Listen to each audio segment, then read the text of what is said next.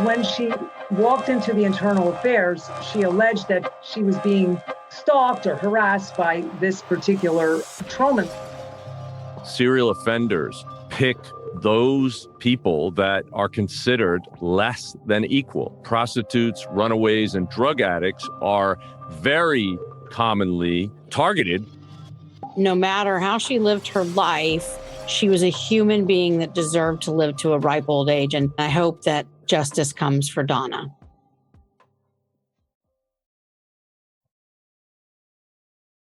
Hello and welcome to Best Case, Worst Case. This is Jim Clemente, retired FBI profiler, former New York City prosecutor, and writer-producer of CBS's Criminal Minds. And with me, thankfully from afar, is... Hi, everybody. It's Francey Hakes, former state and federal prosecutor, here at home in Hotlanta, where it is 91 degrees today. I hope, Jim, it's not 91 degrees where you are. And I hope... where our special guest who's returning to see us again, Anita, thank you so much for coming back. Could you reintroduce yourself to our listeners and tell us what temperature it is where you are? Hello, everyone. I'm Anita DeFrancesco, and I'm based in Philadelphia, and it is about almost 90 degrees here. So it's nice, though. It really feels great, the weather, getting away from the cold for now. And I'm a psychotherapist, a love and relationship coach, and I can show you how to spike up your romance, keep the passion alive through my techniques of love and relationship, sacred sexuality. And I am the author of 2 books. The first book, Live Free, Recreate and Liberate Your Life, is about my own journey of how I transformed. And then the Donna Gentili story, who was a first cousin of mine. It is my first true crime book. Awesome. Well, thank you so much for joining us again. Back to Anita. Anita, I think it's incredible what you were telling us, the Donna Gentili story last week. Thank you so much for agreeing to come back and give us more details about Donna's life. I was very fascinated because I was growing up at almost the exact same time that Donna was. I'm very close in age to her. And it just really strikes at my heart that you had a 17-year-old girl who was put in like a, sort of a wayward home kind of a thing. Here in Georgia, we had something called Straight, where for kids who seemed to be getting in a lot of trouble, maybe even with drugs, they were put into this program called Straight. It sounds like it was sort of something like that Donna was put into. And then she ran away at 17. She's on her own. I just cannot imagine at 17, I'm a junior in high school, a senior in high school. I can't imagine running away all the way across the country like she did to San Diego, trying to make a life for herself there at 17, and then becoming a security guard and getting kind of involved or tangled up with this police officer who took her on a ride along. And let's pick up from there. Anita, tell us what happened next in Donna's short life. Well, when she had met the police officer, she had already been in the streetwalker life known as prostitution, aka sex work. And that was something where she was groomed, and she used to hang out in the 7-Eleven and met all these people. They cared about her, a lot of the people there, the friends, but they groomed her. I mean, that's what happens. You get groomed. You don't have money. You're desperate. What do? And to make the story a little bit more interesting, now Donna's biological father had passed on, my mother's brother, and Donna was entitled to the Social Security checks at that time, which could have provided a wonderful apartment and living for her at the time. Because remember, yes, she was entitled to those, but mother did not give them to her out of spite because she ran away. And how horrible. And in one of the letters that I have, she says to her mother, "You're going to be sorry that you didn't give me those checks. You're going to feel it one day." And this was so touching for me that I cry when I read it, because then she was murdered and her mother has to live with that pain. And her mother, she fought back and forth. She went to the Social Security office in San Diego. Now, back then, you didn't have a lot of expenses. And that Social Security that she was entitled to from her father's death could have provided an apartment where she didn't. And with the little security job she had, when she wasn't working as a security guard, she had to go to the streets. And that's terrible. She learned, she learned. But in the same time, Donna had a horse, and she had a job at the stables grooming the horses like in her San brother Diego. did. Yes, she had a Oh. whole full life. She had a lawyer. Now her lawyer, her lawyer, who was a man, Douglas Holbrook, his partner was a woman who guided Donna into. They were friends, and they would do horse riding together. Donna rode horses, and she groomed the horses, so she had a part-time job at the stable there. I have it written down in there somewhere, maybe in the book, but she was working at the stable also part-time to fill her passion and find that quiet, meditative, restorative, transformative through the animal and the work. Had her mother given her the Social Security checks, maybe her life wouldn't have ended up the way it is. She may not have worked the streets. I don't know, but that was a big part of it. And back then, like I said, that's all you needed for an apartment. Today, never would be enough, but. Right. So, based on what Francey just said and where this is going, obviously Donna's life took a turn for the worse. What happened? Was it sudden? Was it a spiral downward? What happened at this point? Well, she ended up always in some of the letters I have, she would say, I met a boy. I'm going to come home. I'm going to get married. She wanted to have a normal life. Oh. She always wrote, and she even till the very end, that last letter, the month before she was murdered, she says, I met this boy from New York and we're coming back and we're going to get married. And I tried to contact him. She even put his full name. There were so many people with that name, but she says, I'm going to get married. She was like proud to be a security guard, having a normal job, to show that, look, respect me, family, and respect what the pain that she had gone through from the alleged molestation and stuff at the family home. But when she would write these letters and say, I met a boy, I'm coming home, I want to be married, and I stopped that work, she started to live with different men. She lived with this one guy named Pete for a while. And which I do have, and I don't know if it's in the book, their car was registered in both their names. And I do have that slip, that registration for the car. And for some reason, that was like the boyfriend or something somewhere in there. But there was another guy that she said took her off the street and said, I'll give you a place to live and eat. And she took that opportunity, not realizing that this guy was going to be a maniac for sex. So he was going to try to rape her. So she had to leave after 6 months or whatever, as much as she could stand in staying there for her own survivor mode. She was in survivor mode the whole time. But when she met one or two men like that, of course, she didn't know that they were kind to take her off and give her a roof over her head and food. But there was a quid pro quo. Yes, there was. And Donna was like, even in one of the letters, it's really amazing how she is so Me Too today. She says, it's my body and I'll do what I want. And I'm going to tell him that.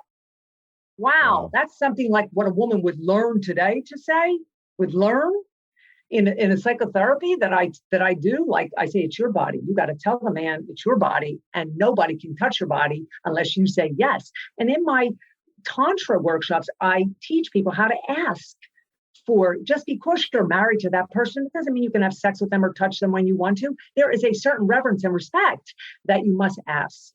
And so she wrote in the letter, and I was amazed at this line. She says, it's my body and you can't have it because I'm in control of my body. That's how adamant she was. And I thought, wow, this is like the 1980s. Some girl on the street, like she was smart. I think she would have made a really great detective. Yeah. Well, yeah, there's no doubt about that. And now, obviously, at this point in her life, things kind of go haywire, don't they? Right. So she's back and forth with different men and then on and off the streets, on and off the security jobs. And then she meets Lieutenant Carl. Now, he is the head of the prostitution unit at the San Diego Police Department. He went on to retire. He was one of the officers or the lieutenant that she got fired. She got the patrolman and the lieutenant fired but the lieutenant got his job back and was demoted, I think from lieutenant to sergeant or vice versa. And but the patrolman was completely fired. She got them fired. How and why? In a testimony in court. And I'll tell you how it all started. She became very friendly with Carl and a few of these other lieutenant sergeant types. And they had their favorite, we'll say, sex workers that they liked, and they chose who they wanted to be with. And they would go on you say be with. Wait. Do you mean they had an underworld? They had an underworld of sex trafficking going on amongst the street women that they chose. And they would do favors and help each other. How do we know that? Well, Donna, this is the way I view it. But Donna became very friendly with Lieutenant Carl, and he and other prostitutes, they would go on these Colorado River trips for the weekend. And the girls would come, the dates, they called them dates, but they were the workers for these sergeants and lieutenants. So they were working girls for the weekend, but it was all in good fun. But, the sex had to be there, of course, because that's what it was about. It was a barter or an exchange. This is what Donna told you happened? No, this was all over the news. This is in all the videos, the tapes. This is where the pulp started with this story. That I have to get back to Larry if you want me to, but I want to stay on Carl. I want to stay on Carl first. Donna and Larry, the patrolman, they had ceased their friendship for a few years, the way it looked. They were only friendly in the beginning at the ride-along, because then remember he got in trouble. And so he decided he's not going to mess around. He wants to keep his job. So he and Donna went their separate ways, although they were probably still friends out there, but they were not friends in the sense that they were when he first met her. Okay. Now he comes back into her life and finds out that Donna and other working girls went on a Colorado River trip, which is major news. It's all on the videos I have on the YouTube and everything. They went on the Colorado River trip that was organized by Lieutenant Carl, and Donna was one of the dates for one of the sergeants, as well as others. And Larry wanted some proof of that because Lieutenant was Larry's boss at the time. And Larry felt slighted that why could the lieutenants and all of them go with the working girls and I couldn't, and I got in trouble. And this is where the job politics, this is where it all started, where Donna made her police report to the IA because she was being harassed by Larry to the point of threatening her. He was threatening her, and she had a lawyer because she had to have a lawyer for the few arrests that she had. So she would ask her lawyer and the female attorney that worked in that office, and they were saying, don't report him. And she said, I want to report him. He's sexually harassing me. In the letter that I have in the book, it says sexual harassment, but it wasn't really about that. She was afraid of him because he was threatening her. He wanted to see the photos. Back then it wasn't digital, of her on the trip arm in arm with the lieutenants, with the working girls. So from that point forward, you say there's videos well, from where? There's videos of on what? my website. I have all the videos of all the news, all the different. So news outlets covered the fact that Lieutenant took these girls on this trip with other cops. Right. And it was like an understood thing that these were the working girls and these were the cops, and everybody was having fun. You said earlier that Donna testified against these cops. So what happens is in what proceeding? Okay. As Larry and her came back into each other's life, the patrolman, he says, I would like to see those pictures of you and the lieutenant, because back then everybody had photos in their hands, hard copies. And he was trying to get the photos from her so he could present it to IA and say, look what your lieutenants are doing. Why am I not able to do that? Why did I get penalized 5 years ago with being with anyone of a sex worker type? Now, Donna did not want to give him the photos because, first of all, it was none of his business. but Lieutenant Carl was Larry boss. And there was some kind of jealousy and envy and job politics going on there between them that Donna got slid in the middle. Okay. So who did she testify against and where? She went to testify. She went to the internal affairs at San Diego Police Department and she reported Larry for the harassment that he was causing her and the fear. And she wanted to be protected. But not Lieutenant. No, that came out in the wind later. Okay, well. In the worms. It came out in the can of worms later. Okay, but where did it actually come out of? Well, when she went to report Officer Larry for the harassment and the fear, they put a deadbolt on her door. And at that point, the can of worms opened. The police internal affairs, they put the pressure on her and they wanted to know everything. And at that point, Larry was also in dealings with the internal affair. So he probably added to the fire, what was going on, that these girls were going with the lieutenants away. He wanted to make their jobs bad. Okay, what happens is her life starts to crumble when she met up with Lieutenant Carl, who was very fond of her and other girls that were working, and they would go on these Colorado River trips, which has been reported on all of the TV stations in San Diego, and it's been in the newspapers of New York Times, LA Times, all of those. So he allegedly took prostitutes on this trip with other police officers? Yes, allegedly he took Donna and other prostitutes on a Colorado River trip where they would go skiing. Was she an adult now at this point? She was already about 21, or her murder was 22. So she was probably just about almost 22. Okay. And so this created some real tension between Officer Larry and Lieutenant Carl. Is that what happened? Right. And since Donna was friendly with she was friendly with Larry prior to this time in her life, he felt a little bit slighted in a way that created some tension between the whole thing. And he was asking Donna for proof or something. So he wanted to get Lieutenant in trouble. Is that what you're saying? Yes, that's what it seemed to be for the alleged trip that they went on. The alleged trip. But in the end, Donna actually filed harassment complaint against Larry. Right. Not against Lieutenant. No, that just came out in the can of worms later. All right. Whatever happened with that complaint?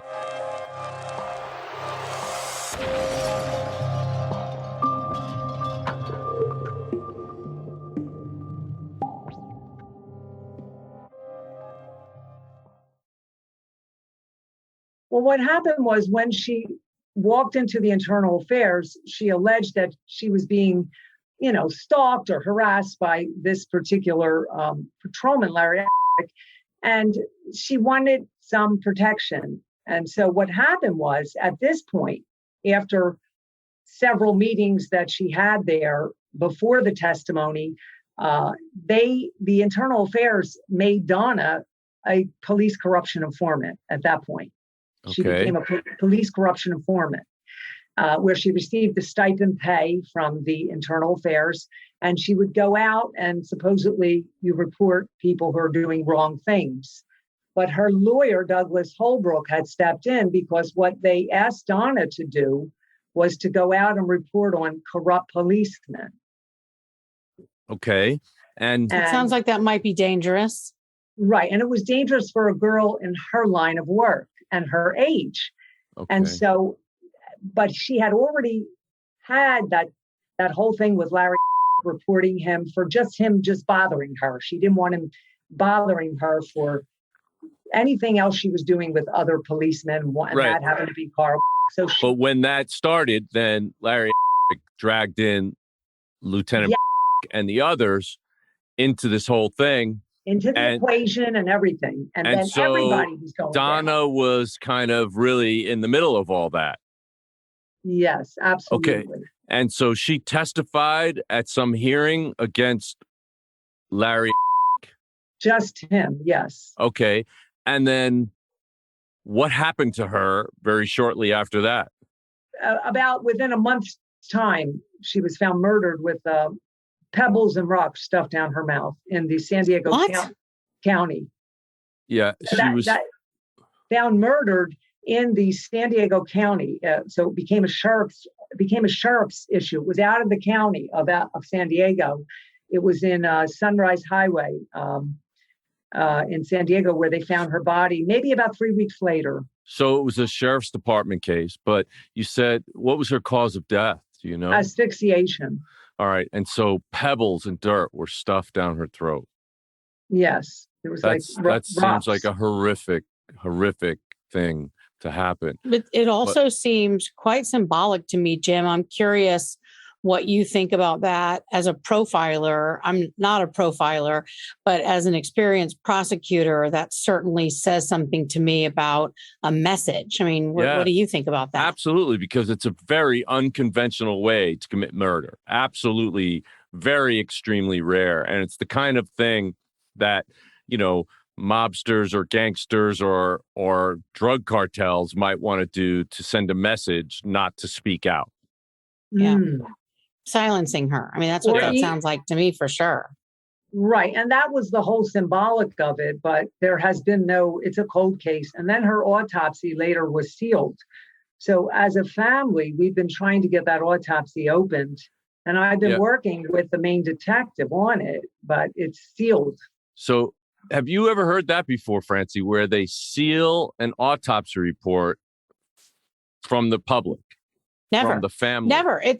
Because sometimes the ME's autopsy report itself, if it's part of a criminal investigation, it won't be available publicly. Like you can't FOIA it if it's part of an ongoing criminal investigation. But generally, the family is given a copy of the autopsy. Generally, the public can't get it, but the family is usually given a copy of the autopsy. Right. That's really weird and mysterious to me.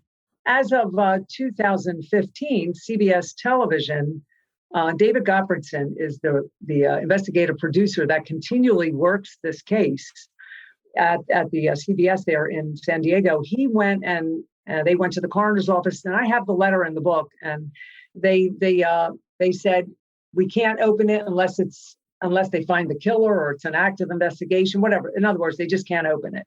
And CBS is still trying to get that because this is looming over San Diego community for years. People want answers, especially in the climate we're living in now with, police and everything. Okay. Can you just tell us, what year, can you just tell us what year Donna was killed? 1985. Okay. And now on the book cover, I noticed this, right? It says NHI. Can you just first tell us, where did those initials come from? NHI is an acronym. It's an informal classification assigned to a crime, giving it low priority because its victim is regarded as having a low social status. Okay, and what does the NHI stand for? No humans involved. So this is police code for the people, the human beings that are involved in this homicide. They're not human, right? Correct. That's appalling. I mean, that should never happen. I don't even understand. Like, this just doesn't even compute to me. Clearly, she was murdered.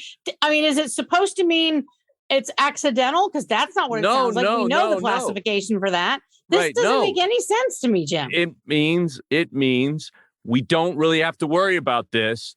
They're just addicts, runaways, throwaways, prostitutes, worthless people is what that acronym is meant to stand for. How did those three letters get associated with Donna? In what way are they associated with Donna? Because of the autopsy being sealed and them not going to look for her killer.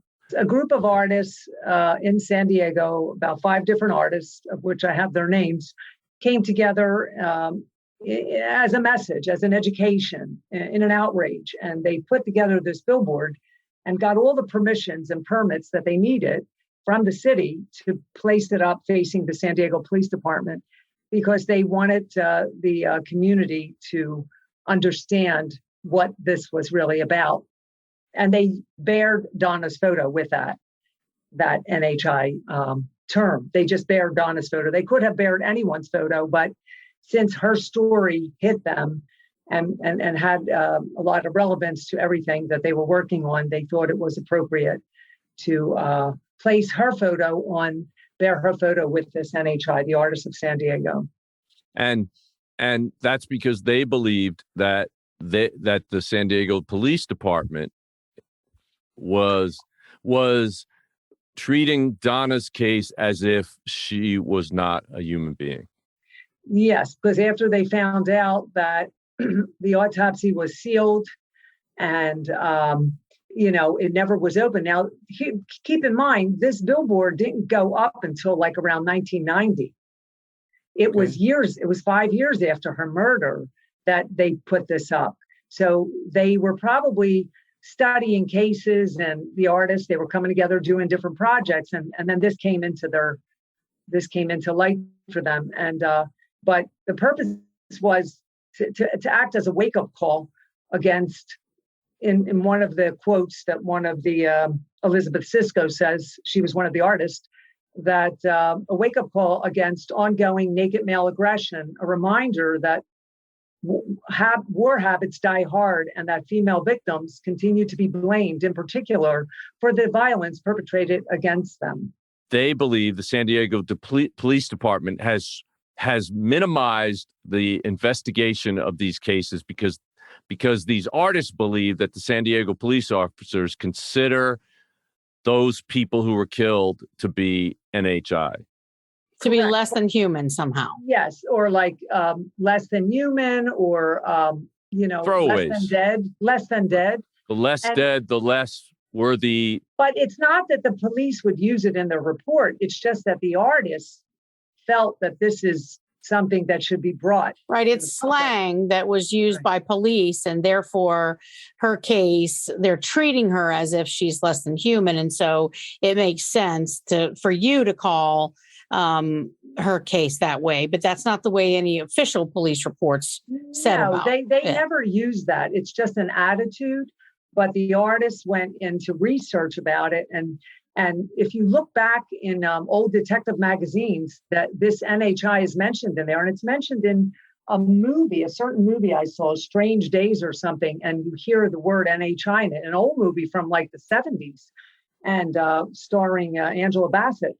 And but it was used, but it wasn't used in the yes, it was. It's okay. just it's okay. Well, attitude. Here's the thing, Jim. That I mean, there's many things about that of course bother me, but chief among them, from a public safety standpoint, if your attitude as a police officer is that someone is murdered and they don't matter, what kind of attitude is that for public safety, considering whoever the killer is dangerous to other people as well? It just doesn't even make any sense to me that you would devalue someone so much that you don't care whether their killer gets caught because the person isn't worth anything. So right. What? We're just going to let killers kill people? Well, Francey, somebody decides isn't worth anything? When we look at risk levels associated with crime, like serial murder, we all often see serial offenders pick those people that are considered less than equal. Prostitutes, runaways, and drug addicts are very commonly targeted by serial offenders because they're transient. They may not have family around. They may not have any resources. And because of all those factors, they are much more vulnerable and much less investigated when they're murdered. Well, and Jim, that brings to mind that famous Columbus case, Columbus, Georgia, I think I've talked about before on this podcast. You had first the stocking strangler who was killing elderly women in Columbus, strangling them with their stockings.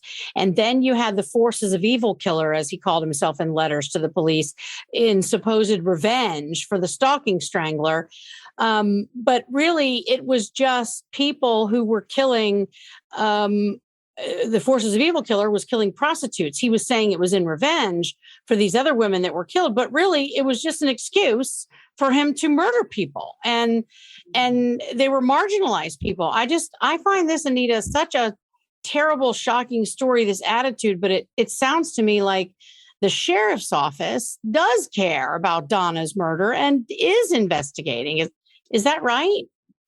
Yeah, we had the detective Thomas Streed, who was on this case from the get-go, which I've met up with him. He's out in San Diego, and he's he was on the case in the 80s, and he's still on the case. Well, he's not on it now, but he's trying to find out, because we did a little interview with Oxygen TV on this, me and Detective Streed, and Oxygen wanted to present a program on it or a movie, I don't know, something, but they told Detective Streed that he would have to. And my book, it was all of us together. We did this about 2 years ago with Oxygen in LA. And they said that we would need more evidence. Even though he's retired, he said he would go back and look to see some of the old people that worked there back in the day, if they had some input into getting this open as 35 years later now. So that was why, he's retired, but he was working on trying to get it open still as of today. But so do you have any idea whether is it San Diego Sheriff? Is that the right county? Is it San Diego County? San Diego County, yeah. So is the sheriff working it as a cold case? Is it just considered cold and no one's looking at it? Do you have any idea? Well, it's not an active investigation, but it's cold. And it's probably like a lot of them, they just go by the wayside because they have too many other murders they're working, It's not an active investigation. Just Thomas Streed, with me and my book and Oxygen, we were trying to do something, and Streed stepped in because he worked this whole case from the get-go. Okay, well, I have a suggestion. One is, if there is, do you know whether or not the sheriff's department collected her clothing or did any sort of swabs anywhere on her body that could be now checked for DNA? If so, yes. If there's enough DNA for a actual profile to be built, we may be able to get the guys, Steve Kramer and Steve Bush, who did the genetic genealogy on the Golden State Killer case, to actually do a genetic genealogy search and maybe identify who left DNA on her body or if on her there's clothing. Been DNA done, if there were swabs, and if those swabs were properly maintained, or if her clothing still exists, because the swabs can be done now. Well, there are swabs, and I have a report from the coroner's office in the book about the swabs that they did of the general areas of the body and the mouth. And so there is DNA there, 1985, I would imagine. Well, there's swabs. We don't know if there's DNA, but there's at least swabs. There is swabs. And maybe her clothing. Yeah, and so they did do the swabs according to that report I have in the book. And according to Thomas Streed, the detective on this. But to get the rest of it, that's out of my hands. I know they're swabs, though. Right. We'd have to get cooperation from the San Diego Sheriff's Office. Right. But the Steves, much the same way as the Jims work together, the Steves work together, and they actually do contact police departments and make those requests and offer their services. So it is possible. And what I'll do offline is I'll connect you with them, and we'll see if we can get them involved in this case. Yes, that would be wonderful. Thank you. Well, that's why we're doing this. We're trying to get the word out. We're trying to move this case forward for you, because we believe that Donna Gentili, who was a real human being, a vibrant, wonderful young lady, deserves justice and doesn't deserve to just be murdered and then not have that fully investigated And if there were, I don't care who was involved, if anybody was involved in this murder, they should be brought to justice. That's right. If they've already passed, at least what Donna deserves is for people to know who was involved in her murder. And that's who something shoved her mouth and down her throat rocks and stuff. That's just dirt. That's just horrific. And someone needs to answer for that. Right. And so that we can have closure on this 35 years later. That it would be nice. Thank you so much, Anita, for coming on and talking to us about the Donna Gentili case. Tell us again what the name of your book is for people who'd like to read about Donna. The DonnaGentiliStory.com is where, and it's available on Amazon and all over the internet. And Gentili is Gentile for everyone who's not sort of Italian / New York, Philadelphia person. Right. And that's really the American way of saying it. It's Gentile if you say it in Italian. But I'm real American. I got news for you. And this is Donna. I don't know is that clear enough? Yeah, I can see Donna, it, Jim. She's a beautiful young girl and she deserves justice. No matter how she lived her life, she was a human being that deserved to live to a ripe old age. And I hope that somehow, somewhere, justice comes for Donna. Anita, again, thank you so much for coming and sharing Donna Gentili's story with us, your first cousin. I know you've been her champion ever since she was murdered in 1985, and you're a hero for doing that. We want to thank you. Pretty incredible. For the work you've been doing. And we suggest that all our listeners go and read the Donna Gentili story, the book by Anita DeFrancesco, and you can get it on Amazon and all over Barnes and Noble, everything. Okay, great. Well, thank you so much, Anita, so much. And thank you for having me. It's wonderful. All right, and hopefully we'll be able to talk to you further offline about seeing if the Steves can get involved in this. Yeah, sure. Thank you very much for having me and taking the time today. Thank you. Right. Take care. Well, everybody, thank you so much for listening, and please read the Donna Gentili story. It's a harrowing account of what happened to this beautiful young woman who, as Francey said, deserved to have a lovely, wonderful life. But till next time, thank you for listening to Best Case, Worst Case. Signing off.